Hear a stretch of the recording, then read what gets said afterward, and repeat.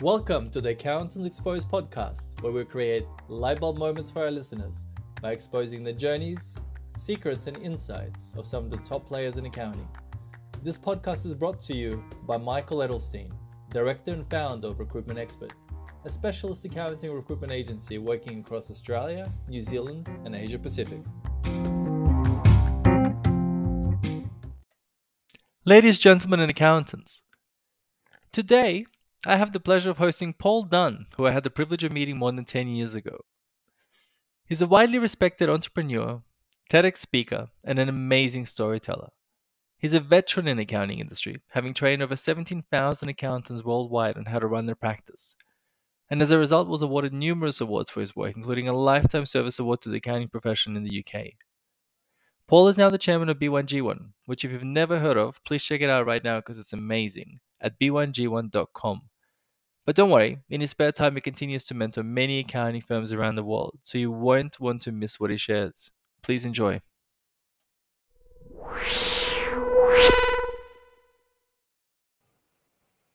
Hi Paul, thank you so much for making the time to join me on the podcast today.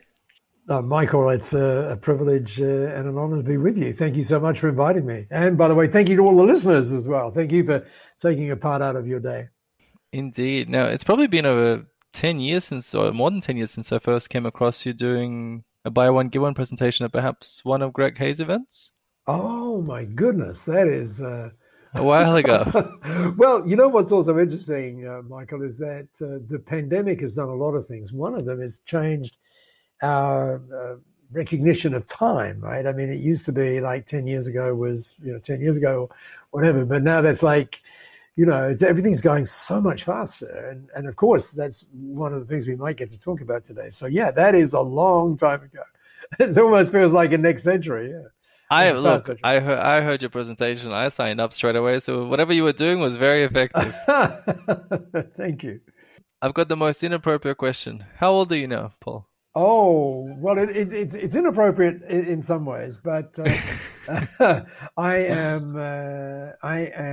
Let's put it this way: 77. Oh, sorry, 7 is my lucky number, and there are two of them in my age right now. So there you go. Wow. See, this is, and you yesterday told me you went for a run. Oh yeah, well I run every day. I try. So you run every day. You told me today you were mentoring over 150 companies in Australia, plus involved in Clarity in UK, amongst probably hundreds, many other commitments. B1G1. How do you do it, Paul? Like you've got more energy and passion than the majority of people I know. Well, how the hell do you do it? Well, it's interesting. I was hearing someone maybe about 6 weeks ago, and they were talking about Zig Ziglar before Zig left us. And at the time, I think Zig was like about 81, 82, something like that.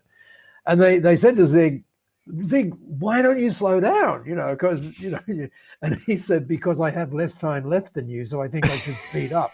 And so I think that what goes on for me. And the other thing I think that goes on for me is it's kind of interesting is I'm just fanatically curious about the way the world is, the way that we can influence people, the massive shifts that we continue to see, how all of that is speeding up. And I think that when you're curious, you just can't sort of switch off. You know what I mean? It's like it's there, and I feed off it. I mean, I really do. Thank you for saying I'm passionate and all that sort of things. I think that's probably a good thing to be. So no, absolutely. I mean, what do you say? I think when you hear like accounting partners that say, I'm thinking of retire. I want to retire next year, and they're only like 60 or something. Well, I mean, good on them if that's for them. I guess. And it's interesting. I was listening to a guy whose name is Dan Martell. Dan is kind of up there in terms of the coaching thing, and he's also one of the people that's responsible for a particular area of scaling businesses, which is called key seats, where as you want to scale the organization, so you have to kind of replace yourself and so on. And he's got a great session on that. In fact, he's got a book coming out, I think, in about 4 or 5 weeks And I have a feeling that the title is Boost. Anyway, anything by Dan Martell you find, just Good. grab it. Just read it. Yeah, and he was talking about saying things like the first thing you got to have is someone who manages your calendar, right? If you've got someone and they're not managing your calendar, you've got a problem. Second thing you got to have is someone managing your email. If you're not doing that, you've got a problem. You just can't scale. And then he builds this in a very powerful way. And in terms of building it, he says there are three key things. One is, and I give you the letters, they are A, T, and F. And the A stands for audit. Oh, look at a lot of accountants just audit, my goodness. Audit, in other words, take a look at what's actually happening, right? Yep. T stands for transfer. So you transfer those things that you should transfer. And he has a really interesting way of sort of valuing that. He says, if you want to value your time, we might get into, please don't think this has anything to do with billing. Oh, I hate that word. But anyway, so he says, the way you do it, let's say you're running, for the sake of discussion, and you might want to do this number. If you're running, let's say, a $5 million firm, and let's say you're working 40 hours, let's just say, okay? Mm-hmm. And let's just say you're doing that for, let's make the numbers easy, you're doing that for 50 weeks, okay? So that's whatever it is, 2,000 hours, I think. Is it 2,000 or 20,000? Anyway, whatever the number is, I think it's close to 2,000, yeah. Yep. If not exactly 2,000. And then let's say you're doing 5 million, so that's 5 and 6 zeros. And what you do is you divide one into the other, right? So you then get, in a sense, your worth per hour. Now, a lot of accountants go, no, that's got nothing to do with my worth. Well, actually it has, because what you've actually done by gathering all sorts of other people around you and so on and so forth, you have scaled that business as a result of your enterprise, as a result of your thinking and all that sort of thing. So your time is actually, you can do that, right? So your time has actually been worth that. And so what you do is you keep replacing people who have less value than you, if you sort of mean, as in less dollars there, and you just build this up. Replacing yourself. Exactly. So that's the transfer bit. That's the transfer bit. And then the F bit is the most interesting one. And I've never heard anyone talk about it the way he does, because, many consultants would say, well, the goal of you creating the business is exit, so you can go and lie on a beach or, be a philanthropist or whatever it is, you want to do. And he says, no. He said the F stands for fill. He said, what you've got to be very clear about is how you fill your time. In other words, what he's really saying is you've got to have something. Stephen Covey years ago, said something like this when he said, what you got to have is like a North Star, something that you're aiming for. The way I describe that is you got to have something bigger than yourself. And once you have something bigger than yourself, and, it doesn't need to be, saving the world. It's, it's whatever it is, right?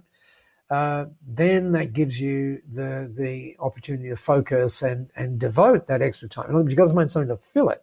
The issue comes when you sit there, and sadly, there are people who are nowhere near 60 who are earning, a fair bit of money. And I spoke with one yesterday who's 36 and running a really, really wonderful business that actually involves the professions. I won't mention the name. And he's created in a very short space of time a $7 million business in a very short space of time in the accounting profession, and he's doing well, and he's a great guy, by the way, great guy. And the reason he was talking with me is because he's got this issue of, well, what do I do now? Do you get the idea? Yep. And that's, all the while you have that issue, you're just, you may as well give it away, right? Have you always got a North Star? Sorry to interrupt. Well, no, that's good. I think North Stars change, right? They can change, and I think that a good example of that would be Sir Richard Branson, for example, right? So that's a bit of a name drop, isn't it? But anyway, it would be Sir Richard, right? So if you who's going into space, I think, in 7 Yeah. days. Yeah. So anyway, if you go back and you look at his writings, and you sort of you have the opportunity to spend a little bit of time with him, you understand that his thing has changed. Like if you go back, right through his early days, it was, I want to disrupt industries that need to be disrupted, and I want to have fun doing it. That was it. That was seriously it. And then maybe now, 12, 13 years ago, he added something else to that, which was, I want to disrupt industries that need disrupting. I want to have fun doing it, and I want to make a difference in the world while I do that. And so he's now, through his Virgin Unite and all those kind of things, he's doing, and he doesn't talk about that much publicly, but he's doing some really great things in terms of making a difference in our world. And so it's okay, I think, for things to change. And so, mine hasn't really changed, though. It sort of has, because when you realize I once spent, gosh, I'm name dropping. I once spent some time with Stephen Covey, right? And so Stephen's all about, the 7 habits and all of that kind of stuff, and you need a North Star. So what's a North Star? And I said, well, how do you get to that kind of thing? And he said, well, let's talk about your tombstone. Right? Not a very pleasant thought, but he said, so what would you like on it? And I said, well, It's a great question. Yeah, I probably didn't answer it very quickly. I probably thought about it for a bit, and I said, well, you know what I'd like? I'd like on the thing, I'd like to say that Paul made a difference. Paul was here and he made a difference. And I think that's always been it. But the way of doing that may change, if that makes sense. So so I think that's been kind of consistent for me, but the methodology, I think, changes for me. Okay.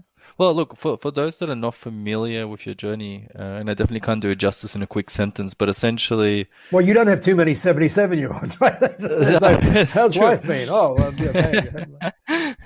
very filled. But essentially, you're referred to as the Wizard of Wow, and you've started several multi-million-dollar global businesses over the last 30 years, with the majority of the time has actually been spent improving accounting firms. And correct me if I'm wrong, you've had the privilege of having, 17,000 accountants go through your programs? And I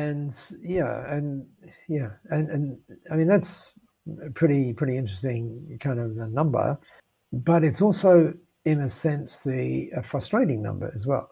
No, it is, because it hit me, funnily enough, at the beginning of the pandemic. Well, actually, just about, I'll say the beginning, and that makes it easier.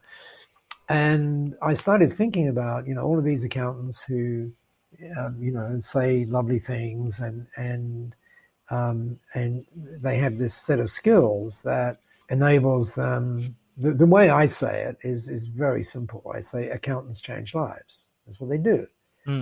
And once you get that, then you have to start asking, and no one else can do that the way that accountants can do, if their mindset is in the right place and if they have the right tools. And if you think about what they can do, they can literally save businesses, and as a result of that, they can literally save family. All of that sort of stuff. It's amazing, right? Now you don't do that by saying, "Oh, here's your tax return." You don't do that way. Well, maybe part of it you do, right? So you get that by adding much more value than that to the clients you serve. And I started thinking, why is it they don't do that? What is it? Is it that? And some people said, well, it's because they're not salespeople, and all of that sort of thing. And that might be true, but I think the issue really is that most accountants, and it comes from their training. Most accountants are concerned with the inputs. I had I don't know. I could get into trouble if I tell you about the conversation I had yesterday with one of them who was talking about billings, and he said, Paul, you seem to be upset by that. And I said, yes, I am. And then it went from there. But anyway, so why is it that they don't? And it's because they focus, as I said, on inputs. I mean, as we are listening to this, right? The sad truth is that somebody somewhere, in fact, more than one body, a lot of bodies, are filling in so-called timesheets, or they're doing that automatically with software that tracks it, right? And probably the majority of our listeners. Yeah, and they're doing it in 6-minute units of time, and that's just once you get that, it has nothing whatever to do with the input. It has everything to do with the outcome that you produce. Once you get that, it kind of changes everything, and you become what I call an impact-driven accountant. So just imagine this situation, Michael. Someone, and there's that old story, right, of someone who goes to a networking meeting or some sort of dinner or function or whatever, and they meet with someone they don't know, and they say, "Oh, hello, what is it you do?" And that person says, "I'm an accountant." And then the person who asked the question in the first place say, "Oh, yeah, gee, I was just on my way to the toilet." And off they go. Right? But imagine that same accountant, that same person now. So he gets asked the question, "So nice to see you here. What is it you do?" "Oh, thanks so much for asking. Actually, I'm what's called an impact-driven accountant." "Oh, now people aren't going to instantly go to the toilet, right?" They say, "Oh, really? What's that?" Right? And then you could simply get into, well, one of the things that drives us is creating really positive impacts for the clients that we're very privileged to serve. And by the way, that has lots of ripple effects on their families, on their communities, and the way we do it, it has ripple effects on the world as well. Wow, that sounds interesting. What's going on there, right? And it's just a different sort of mental thing, because the accountants have the training. They have all of that. The one thing that they don't have, they tell us, in fact, there are 6 things that they tell us they don't have, and most of them are myths. But one of the things they tell us is, it's time.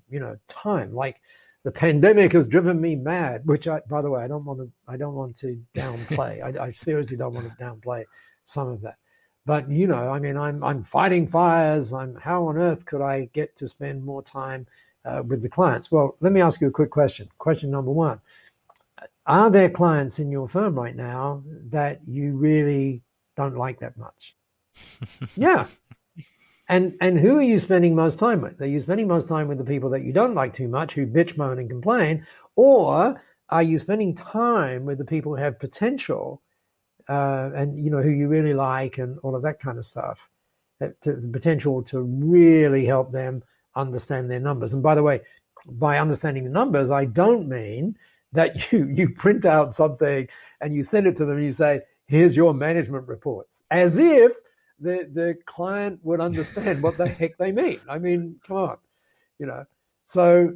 And I think there's all sorts of things going on around that, and there's a sort of a bigger North Star in that as well. But one of the things that's going on around that, and touch wood, Ron Baker, I probably shouldn't say what I'm about to say, but anyway, I'll say it. So Ron Baker and I, Ron, as you know, is anything that has to do with pricing. Ron is the guy you bow down before. And I was fortunate to meet Ron in 1996 at a session I was doing in California. And that was when Ron was just about to publish Value Pricing. And he came up and said some very nice things after I'd spoken, and then we became good friends. And then finally in 2003, it took a little while, we released a book which fortunately is still sells a lot, even though it was in 2003. And some people refer to it as like the biblical version of how you. It's a really, and it's called The Firm of the Future. Right? That was what it was called. And so, yep. Part of that was this lovely combination that Ron and I are different, and we had our different voices in the book, which was really cool. But we are now, pretty close to doing the 2.0 of that.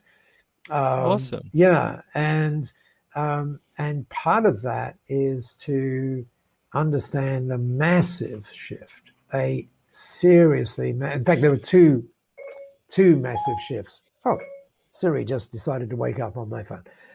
Two massive shifts. Wi-Fi is already turned on. Thank you, Siri. Thank you. It's got to be. I'm an Apple fanboy, but that's not a good product. But anyway, so where was I? Oh yeah. So there were the two. So Ron, two shifts. Sorry, go ahead. I was going to ask you. So I mean, you've been in, as I said, like, no, I'm not sure if everyone knows, but like you've been doing this for well over like 30 years now, since the 90s, that you've been dealing with accounting firms. So since you're publishing this book, it's a good little segue to one of my questions for you was, what have you seen? Actually, no, I'll ask it in a different way. How's your advice changed with accounting firms these days compared to when you were doing it back in the 90s and early 2000s? That's a really great question. It's a great question. Let's take the basic advice of it's all about outcomes, not about incomes or inputs, I should say, and that it's all about creating a culture and that becomes a magnet for team members, and it's all about creating a client experience that makes them rave about you. I mean, that's basically the three things, right? But what has happened? Is it the old advice or the new advice, or the same? Part of it is the same, right?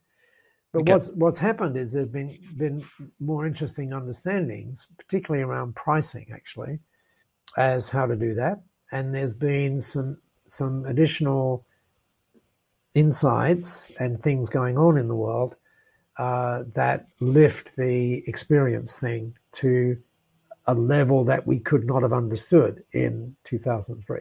So if you think about the pricing thing, where Ron, by the way, wants on his tombstone, I killed the billable hour. That's what he wants on his tombstone.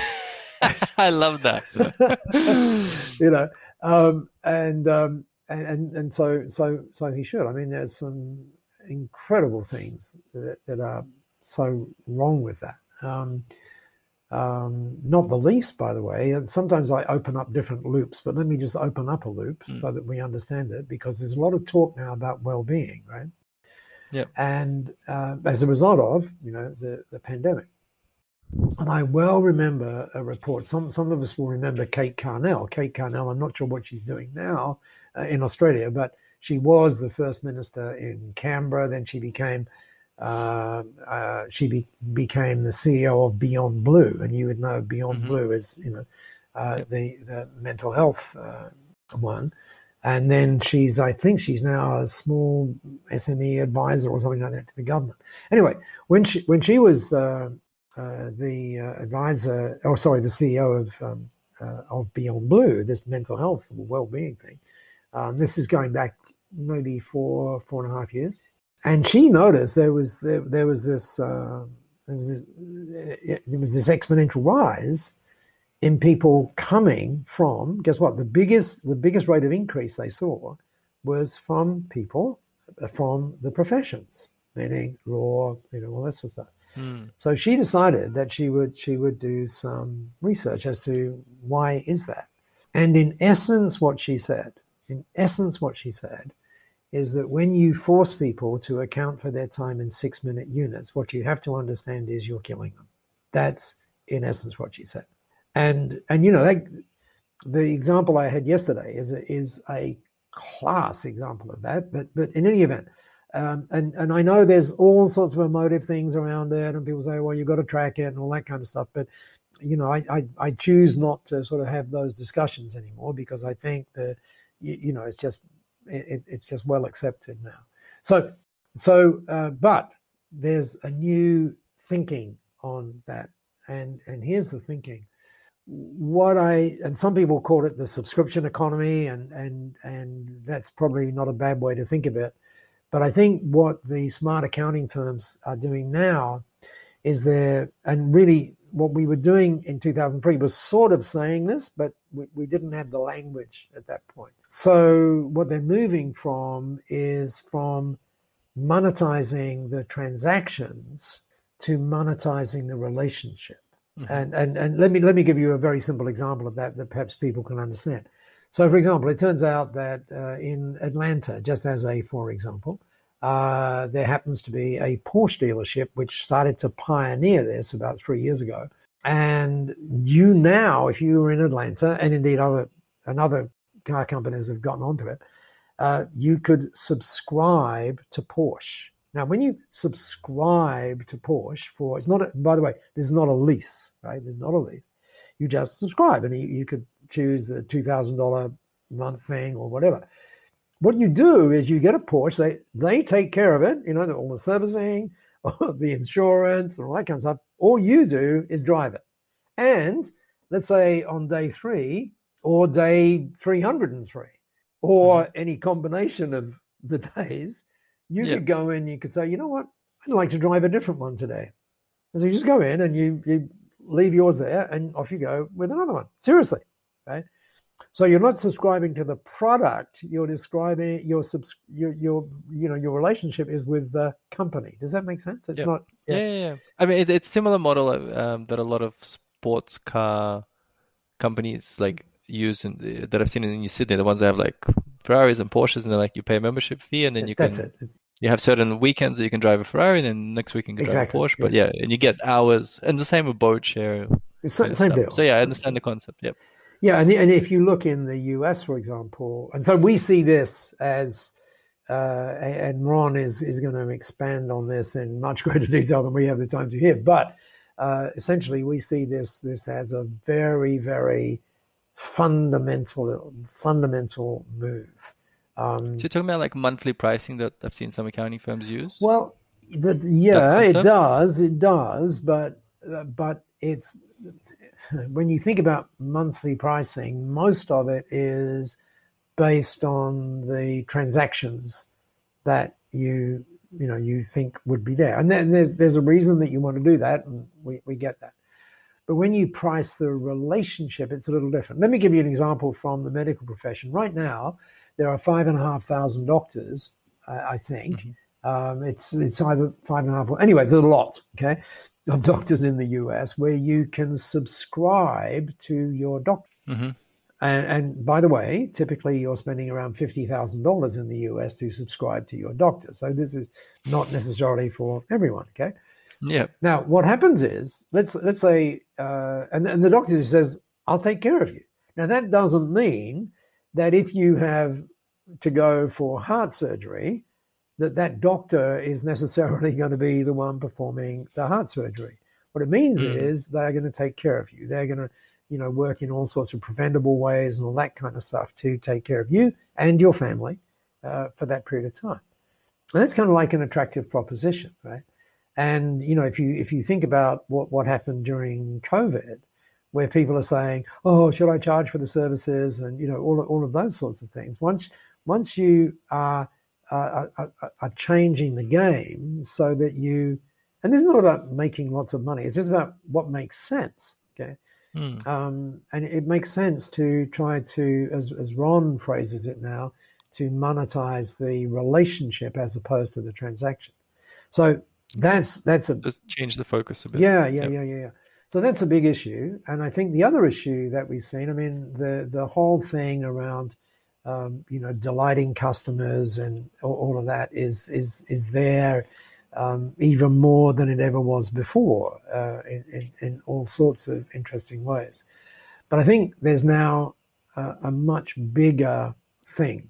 For example, I never thought, Michael, that I would live to see the day when an institution, in fact, the largest professional body of accountants in the world, notably the AICPA, I never thought I would see the day when, in the middle of last year, they released a report that was looking at, what has been happening during COVID and all of that kind of stuff. They called the report Human Signals. Anybody listening to us now, anybody should make a mental note that when they can Google it, just Google Human Signals, AICPA, and please download the report, please. It's maybe 7 or 8 pages. It's not, this voluminous document. We'll put it in the links. Yeah. That's a good idea. And you have a look at what they say. I mean, it's just stunning when they start to talk about that. I'm really serious. They talk about that. The purpose of your firm should be to create some social good. I mean, they literally say that. And they say that when you're creating a firm, one of the things you need to think about, that's why they call it Human Signals, is humanity. I never thought I would see anything like that. And so that's, I think, a really, really big thing, which again comes back to that first question that you asked around, the North Star, right? And the reality of that, another way of thinking about impact driven is to think about being purpose driven. And one of the things we know that the documentation is huge on this. We know that purpose-driven companies, they have multiples on growth, right, than the ordinary companies, if you will. And we also know that if you look at the pandemic and what happened there, you find that some people, the first thing they did was, they go into panic, right? And that's understandable. Like, what are we going to do, right? But the problem with that is that some people went into panic and they froze. They just froze.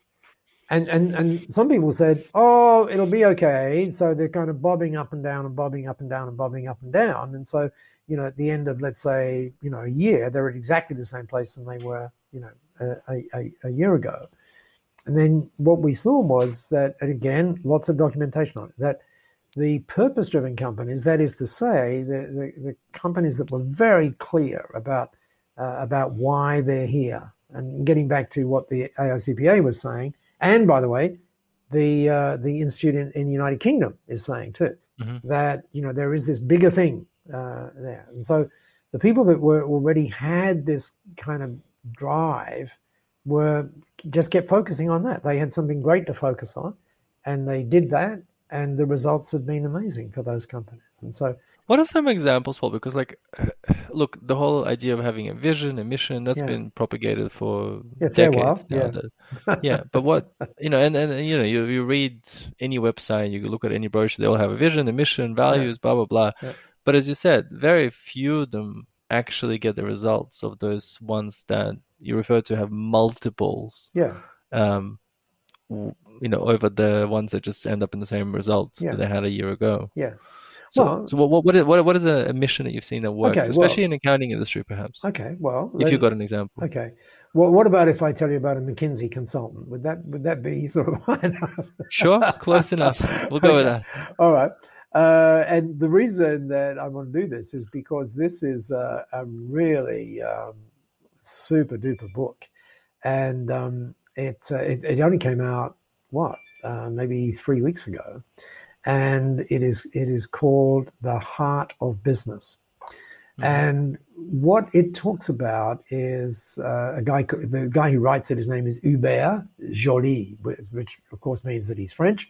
So if you wanted to say it in English, it would be Hubert Joly with one L, okay? So Hubert Joly. And it talks about the things that he put in place to turn around a company that everybody said was just sick and was going, nowhere. That company, for those of us in Australia, think about it as the best analogy I could give you would be, this is not a good analogy at all, but anyway, the best one I can give you is Harvey Norman, okay? Think about it as Harvey Norman. And there's also, when you mention Harvey Norman, there's all sorts of other things associated with Harvey Norman. But anyway, the company is called Best Buy. Yeah, of course. I know it from US. You know Best Buy, right? And let me read to you what they say about their mission, right? It's very, very, very cool. So, and the Hubert has now created another little thing for him, which is really, really cool. And the CEO of Best Buy is a lady called Corey Barry, who's really, really cool. She gets lots of mentions in the book too. And here's what she said recently. She said, the purpose of this company is not to make money. Pretty interesting, right? The purpose of this company is not to make money, but listen to the next sentence because that's important. So here comes the first sentence again, and then you'll get the second sentence. The purpose of this company is not to make money. It is imperative to make money, but it's not the purpose. Now that's an interesting, sort of thing right there. And then, so the question then is, okay, so what's the purpose of the company? And then she says, our purpose is to enrich lives through technology. That's really cool. And what that has done, that whole vision thing, very simple, right? Very simple. It's not, it's not typically what we do in companies. What we do in companies is we have things called retreats. I wish we would call them forwards, but we call them retreats, where the directors get together and well, that sort of thing, and then they go, oh, what's the mission? And then they come back and it has and it's voluminous, and they have to stick this thing on toilet walls so that everybody remembers it, right? But our purpose is to enrich lives through technology. It's just beautifully simple. And when they got that, again, the story is in the book. They started to think about people whose lives were not enriched by technology, even though they could be. And some of those people were the elderly, some of those people were the people in healthcare and all of that kind of stuff. And you should see how that mission drove them to do fascinating things. And just think about it. Suppose they said, well, the purpose of this company is to make money. I mean, do you want to really, so one company says, look, the purpose of this company is to make money. The other one says, the purpose of this company is to enrich lives through, for example, through accounting or through whatever. Which one would you sooner go for, right? And because the second one, the one that has that purpose thing beautifully expressed, is the one that's going to stay around. It's as simple as that. Is that part of what we talked about before, that phrase that you've got now, from standard to stand out, from stand out to stand for? Is that all part of that same concept? It is, yeah. It is, Michael. It is. If you think about a good way to think about this is if you just think about a sea. You imagine a sea, and you imagine like a pyramid in the middle of this sea, or let's call it an iceberg. Okay, let's call it an iceberg. It's just floating around, right? And what we're going to call this sea is we're going to call it the sea of sameness. That's what we're going to call it. And what you would understand is that most firms are floating below the waterline, right? They really are. There's you can't see them because it's this sea of sameness. But there are some firms that are above the waterline. They're they're the top of the iceberg, if you know what I'm saying, right? And what are those firms? And those firms are what I call stand-up firms. And so the question then becomes, well, okay, if those are, and by the way, I just want to say this is really important. It used to be that one way of categorizing the profession was to say, well, there's the big four, there's the second tier, there's the third tier, there's, all of that, okay? I think there's a much better way of doing it right now, and you just say there's standard and there's standout. And so in standout, you could have, sole practitioners. You suddenly, well, in fact, you do have sole practitioners. And that's part of the reason for that, of course, is that technology has allowed the sole practitioner to operate smoother, faster, than the larger firm. So it's not, a standout firm is not necessarily a big firm. It's just a standout firm. Okay, Paul, just to interrupt you. What's an example of a standout firm, and what makes them stand out? Well, there are lots of them that I could quote to you. And in fact, we're writing another book, which is all about inspiring accounting firms. So, but what they do is they stand for something bigger than themselves. A great example, and one that is frequently spoken about in Australia, And they're frequently spoken about as, one of the fastest growing companies in the accounting space and so on, is Inspire CA up there in Brisbane with Ben Walker. And some of the, when, I know the performance, right? I know it.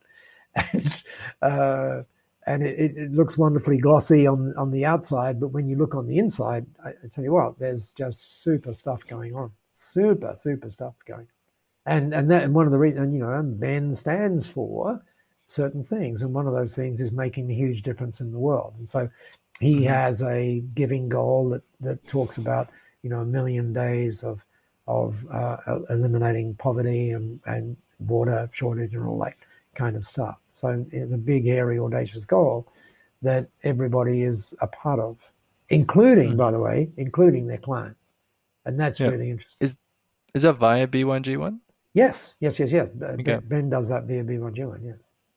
But what does he do anything different from a typical accounting firm in terms of the day-to-day stuff? Because I'm trying to get something practical that firms could take away from this, where like, cool, this is what we need to do to become a standout firm and run at the same time, as you said, still be very profitable, still run smoothly, but be better than what we are. Okay, well, what are the things that we could take away from it? This is going, Michael, when we get into this sort of standing for thing, people can go, oh, here comes the woo-woo stuff, right? Well, this is not woo-woo, right? It's just not woo-woo.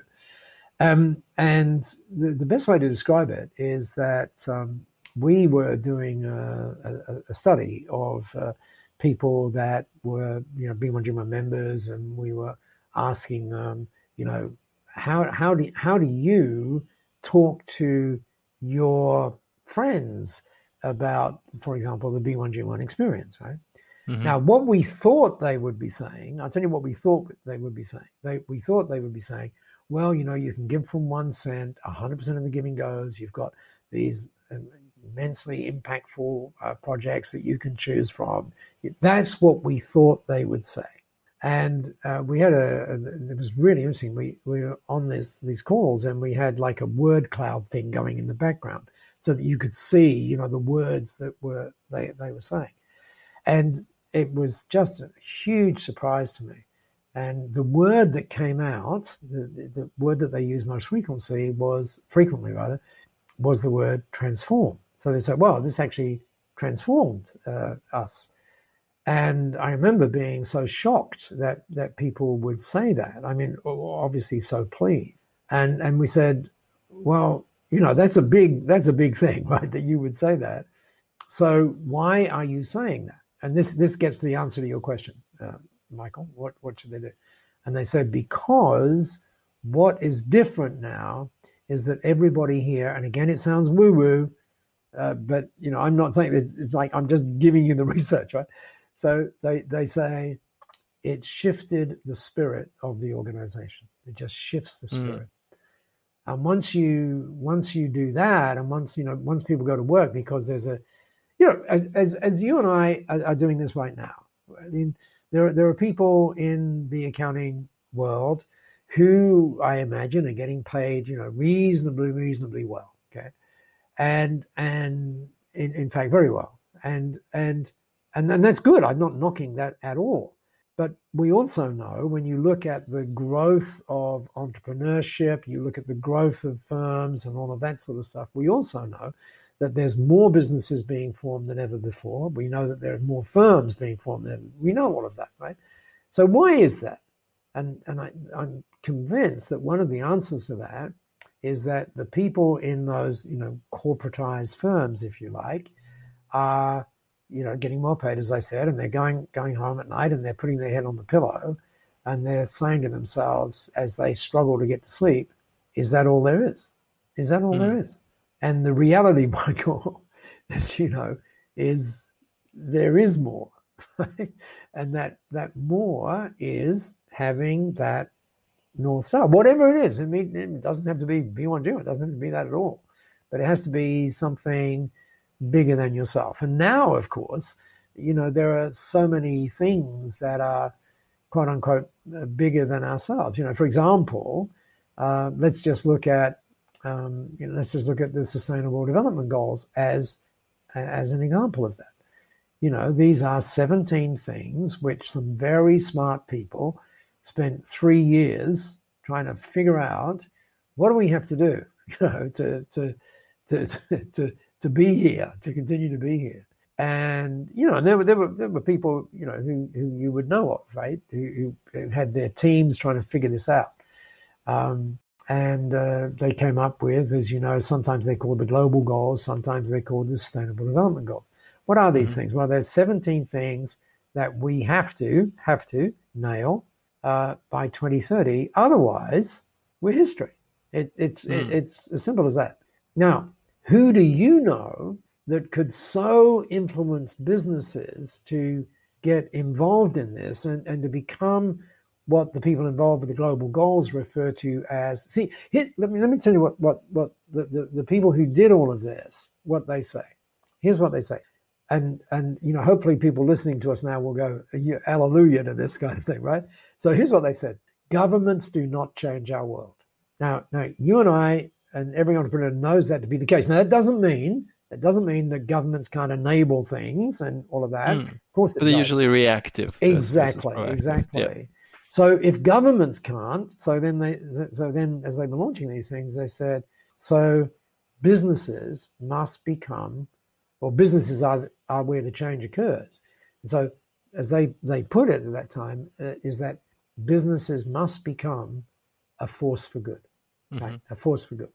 And that is like a really huge North Star. And now you have, as I mentioned before, you have the AICPA, you have the ICAEW, you have a whole lot of other people saying, you know what? That makes a great deal of sense. It makes a great deal of sense. And that's why more and more people are really understanding. Let me for those of us who are might be concerned with that statement that I said before, which is, the purpose of this company is not to make money. It is imperative to make money, but it's not the purpose. The thing that I would love people to get is that purpose powers profit. It really does. And by the way, impact powers income. Those are two very simple equations. And what you told me before, like it attracts, when you stand for something, it generally, exactly. You have raving fans, you attract clients, exactly. It becomes a magnet for talent. Yeah. Those are some of the things you told me in our discussion before. Yeah, exactly. And by the way, when you do that sort of thing, guess what else happens? Profit goes up. Well, that's right. And you know why that is? Because you can finally charge what you're really worth. Now, there's a link, you see, right here. I mean, you've been talking about business advisory now since the 90s, even though it's a key word or a buzzword these days. Business advisory, even though there's like less than 10% of firms actually doing it. Yep. But my question is, like, yes, you've been advocating it and value pricing alongside that. Yeah. I don't know if any of them were listening to it back then, because as I said, there's only like less than 10% of actually doing it. But how do you define business advisory, and what's the best way to actually implement it as a service? Well, I would say that, I can define it in all sorts of different ways, but I think the real answer to that is the client defines it in some, or the customer, if you will, defines it. Because once you start to look at, their number, it's so interesting. How many people do this thing where, they've got all the reports, right? And they say, oh, here are your reports.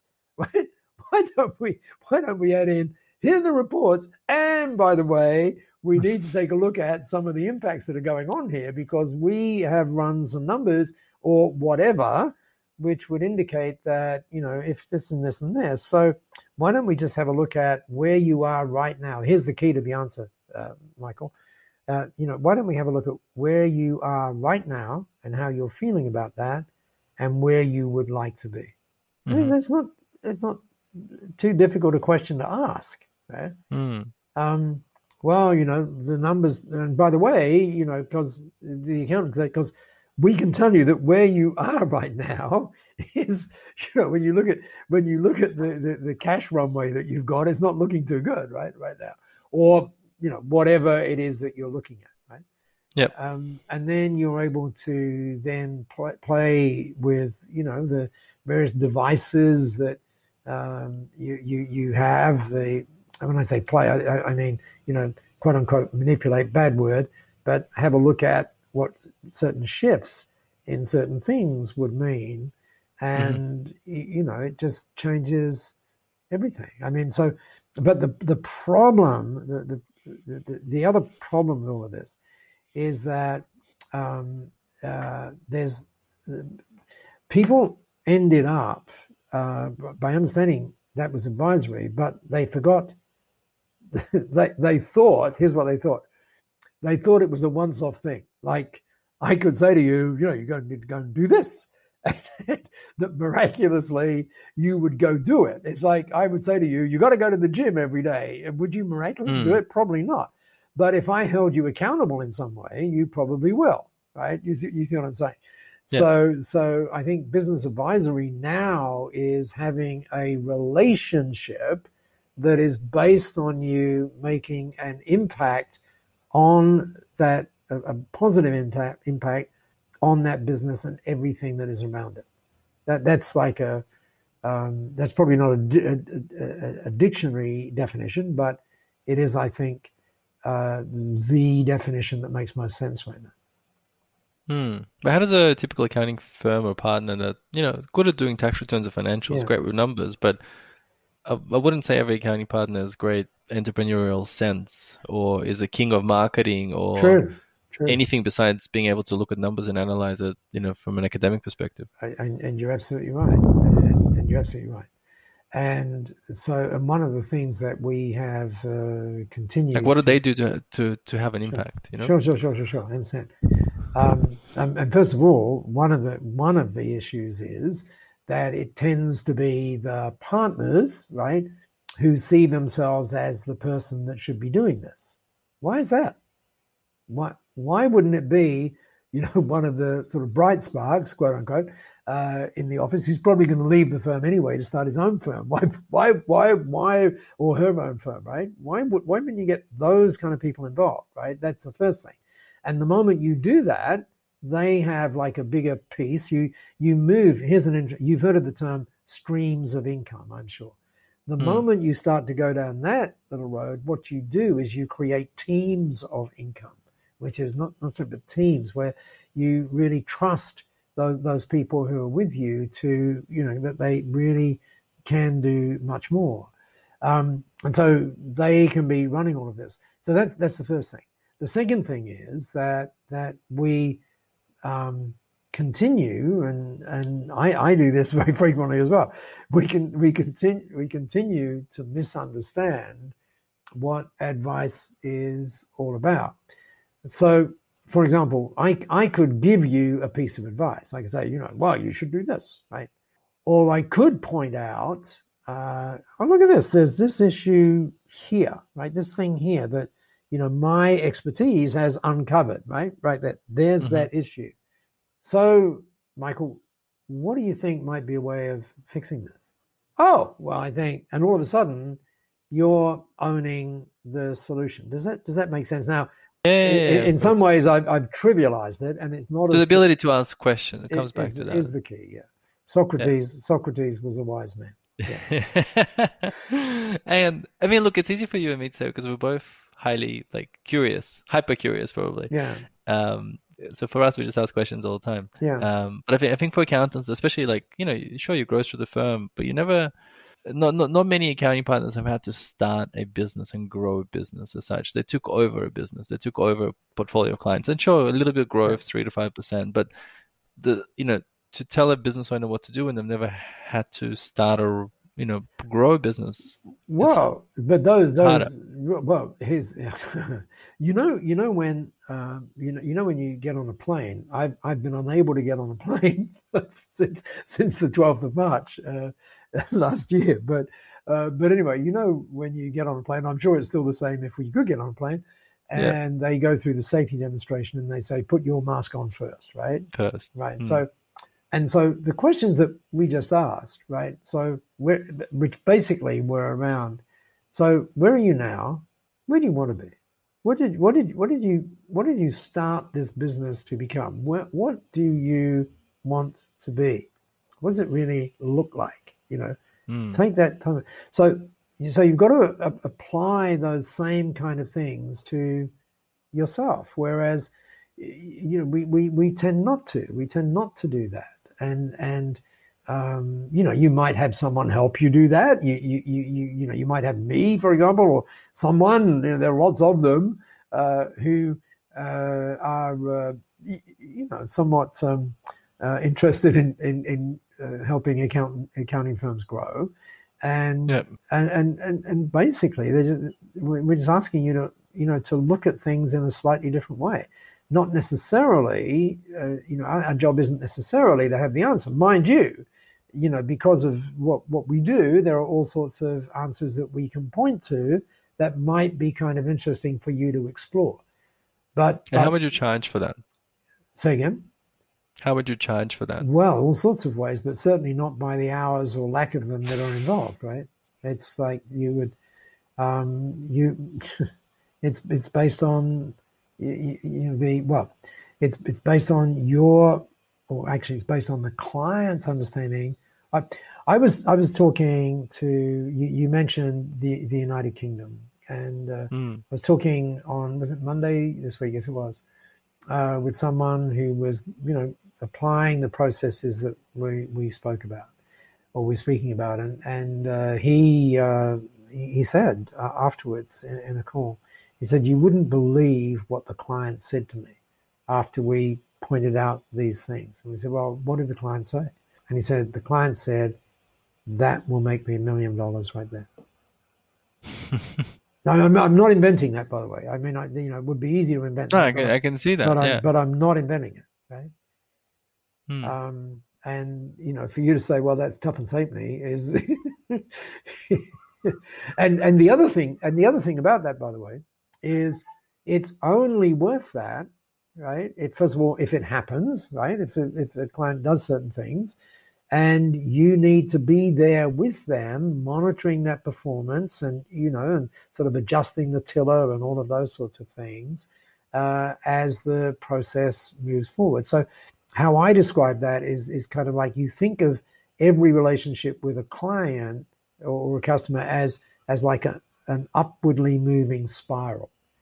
So it's continuing to grow, and you're together you're creating these entities which in and of themselves are making more impact because you're having an impact on them, which then flips back into the whole thing around being impact driven. Having said all of that, right? Having said all of that, it's easy to say, this is, you're just making this stuff up, which of course we're not, but it's also easy to dismiss it.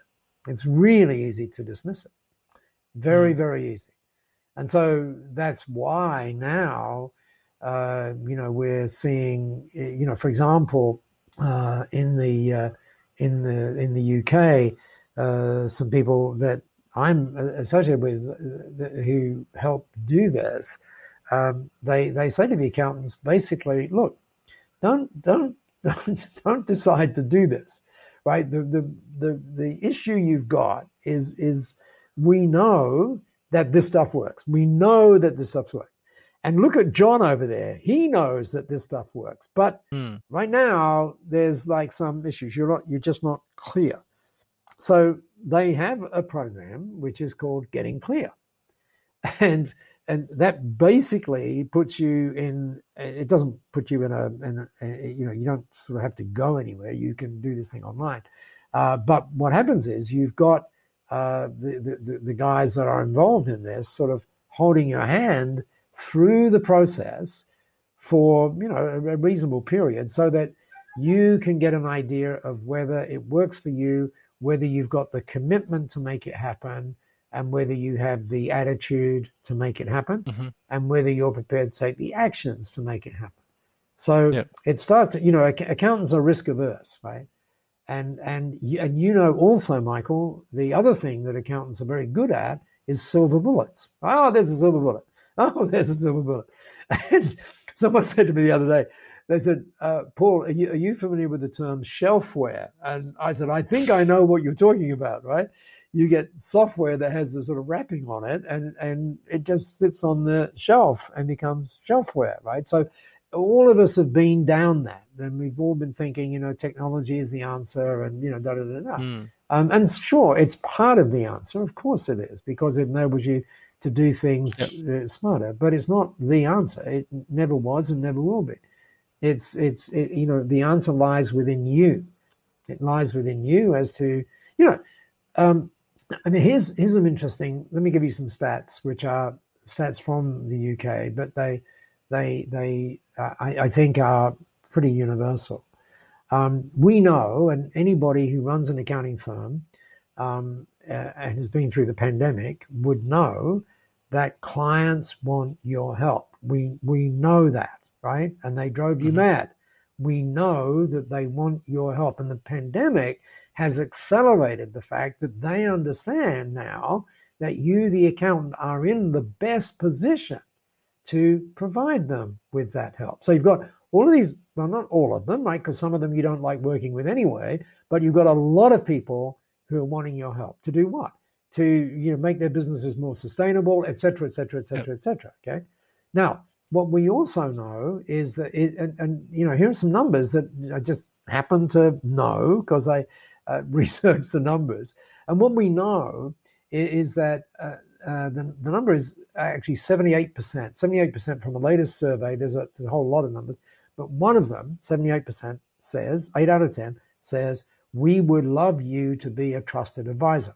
Right? That is to say, the accountant. Now, why hasn't the client said that to the accountant? Answer the question, because the accountants never positioned themselves that way, right? So anyway, so just go with the fact that 80% are really wanting you to do that, or 78%, right? But there's a huge problem, right? Now, here's the problem. And the problem is that what is the number now? 50%, that's right. 50% of the small and medium scale businesses that are created today will not be there in 5 years. 70% of those businesses that are created today will not be there in 10 years, okay? Now, one of the things that I heard recently, which kind of, so you see the problem, right? They're wanting help, but there's these issues. One of the things that I heard the other day was a lovely quote from Mr. Jobs, and don't let the fact that I said Steve Jobs, sort of turn you off. This was a really powerful quote. What he said is this. He said, "The storyteller is the most powerful person in the world." Now, you don't agree with that, but listen to the next part of what he said. He said, "The storyteller sets the vision, the values, and the agenda for a generation yet to come." Now, that is an incredibly powerful thing. Now, let's just go back and think about these people who are currently, 50% of them failing and everything else. What the accountant can do is help those businesses create a better story. That's what they can help them do. And what's really interesting is when, in some programs I've been doing recently, when I position it that way, and I say, what do you think? Can you help those clients? Not all of them, because some of them you don't like, but can you help those clients create a better story? Guess what? 100% of the accountants say, yes, we can. 100%. No, I'm not inventing it. 100% say, yes, we can. And so what we need to do is to, and by the way, think about accountants having this unique ability, and it is unique, this unique ability to take the numbers and create a story from the numbers. In other words, a very factual story from the numbers. There's very few people that can do that. And once you understand that you have that power, that you have the people there actually wanting you to, quote unquote, exercise that power, and once you understand that a really higher purpose is to, be impact driven and impact that client and that client's family and that client's team and so on and so forth. There's a great book, by the way, that is an Australian book that points out. Anyway, you get the point. I hope that makes sense, right? So let me end it with a recommendation, right? So here's a recommendation. I've already said to you that The Heart of Business by Hubert. I love that. Hubert Joly is a good book to go have a look at, right? It's a very different book. It is a very different book. You will enjoy it, I think.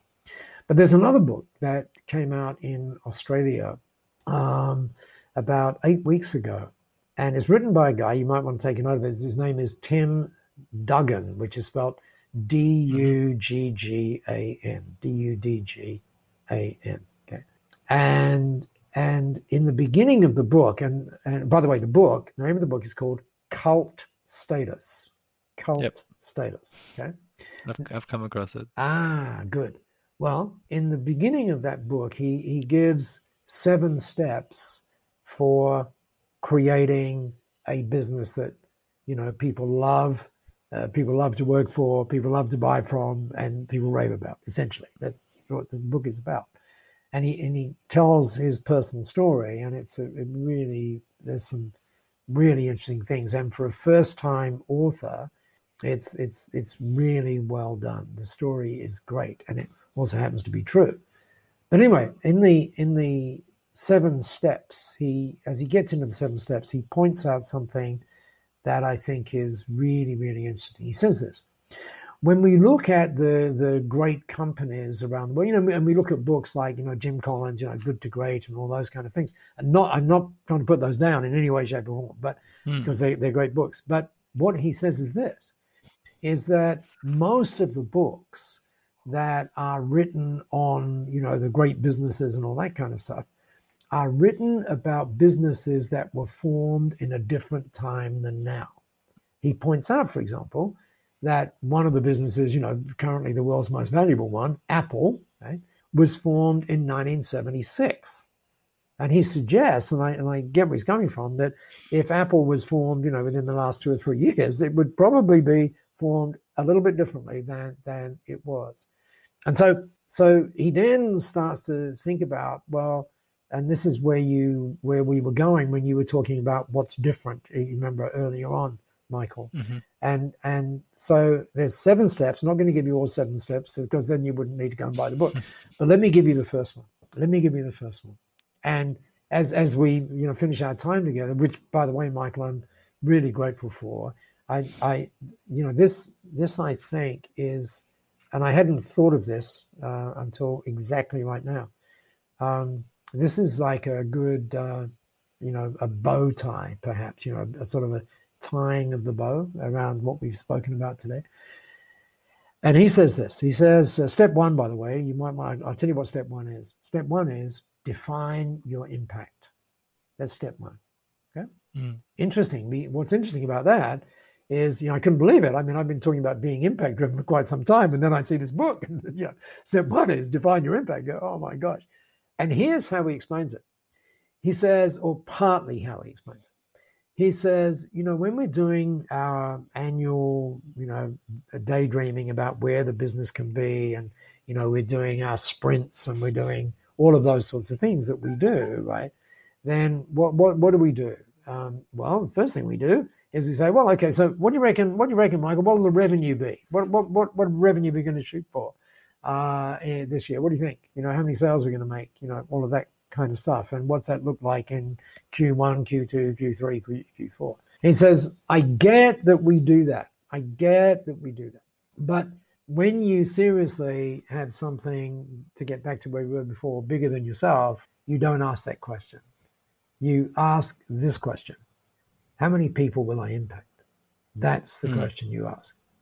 And if you imagine, an accounting firm starting today with that kind of thing, then just through that question, that accounting firm is going to be a very different accounting firm than the ones we've grown used to seeing. Okay. I like the way you brought it all together. Well, thank you. I love the way you ask the questions. Great bow tie. Paul, I know, and I've got a million more questions, but I know you got to run, so I'll finish off with some rapid fire questions, and hopefully one day we can do a session 2. Go. All right. What's your favorite quote? Oh, well, right now, the quote I gave you before about the storyteller is that, but my other one is that from Neil Donald Walsh, where he said, was the effect of, you do not measure a leader from the number of followers the leader has. You measure the leader from the number of leaders that he or she creates.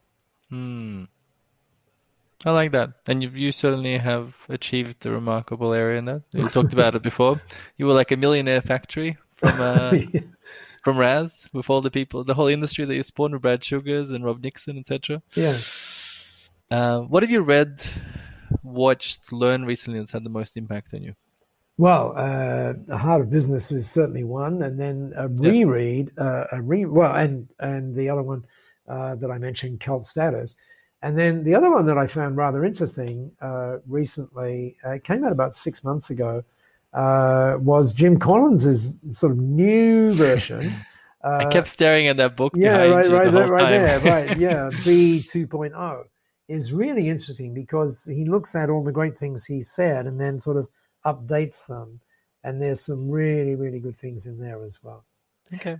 And interestingly, I think these days we don't just learn from books. We learn from blogs and all of those sorts of things. And I think if someone wanted a couple of blog recommendations on there, first one I would recommend right now is you go to Zuora, as in ZUORA.com. And that's the guy who runs that, Tianzio. He is the guy who's regarded, I think, by many as the sort of godfather, if you will, of the subscription economy. And so all you do is just subscribe. Funnily enough, it doesn't cost you anything, though.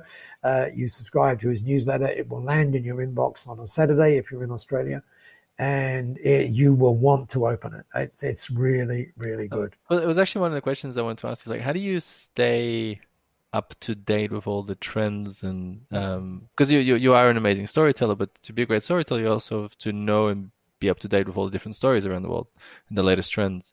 So, like, do you have a system for how you remain up to date of things that you read besides this blog? The system is be curious. That's the system. You obviously, Vajra would be a very avid reader. Yeah. Given all the books behind you. Yeah. Thank God for Kindle. What have you bought recently that's had a tremendous impact on you? Besides books. Yeah. Oh.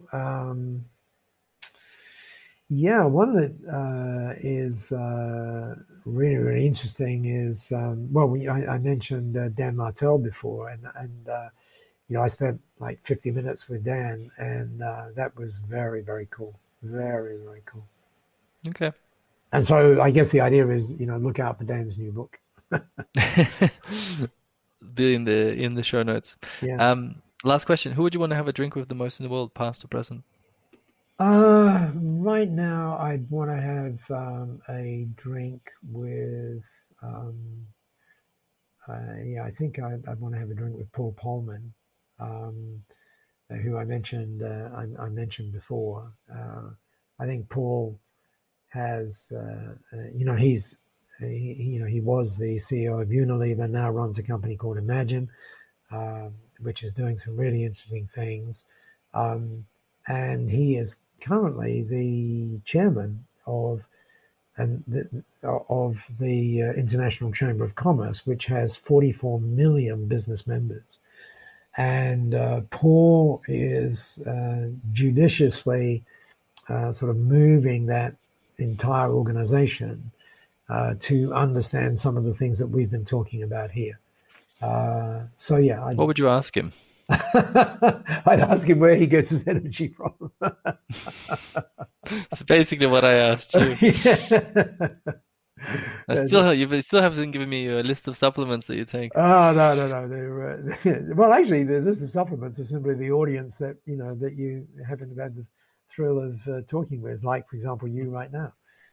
Because, that's what stimulates, certain things move in our heads when those things happen. So that, I've had a really great time with you, Michael. So thank you.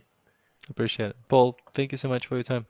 Probably could be talking for hours, but it's been an absolute pleasure. Let's do it again soon. Thanks, Michael. And thank you for listening, everybody. Bye. Bye-bye. Bye.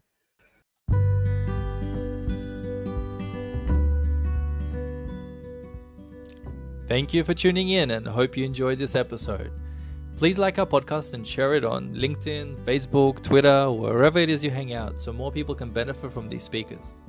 Also, please subscribe on our website so you get all of our latest episodes. And if there's anything else I can help you with, or you have speakers you'd love to hear from, or some feedback about the current episode, please feel free to send an email to michael@recruitmentexpert.com.au. Until then, take care, and I look forward to connecting with you in the future.